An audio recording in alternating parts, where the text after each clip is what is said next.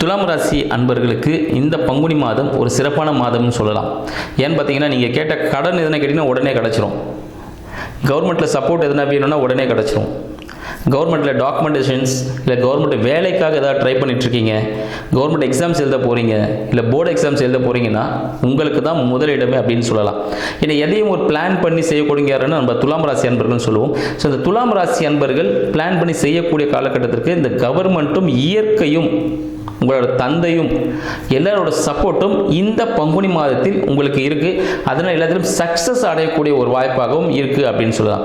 மேலும் பார்த்தீங்கன்னா உங்களோட வாழ்க்கை துணையின் மூலமாகவும் நண்பர்கள் மூலமாக உங்கள் குடும்பத்தில் ஒரு நல்ல விஷயங்கள் நடப்பதற்காக ஒரு சான்ஸ் இந்த மாதத்தில் உங்களுக்கு காத்துட்ருக்கு.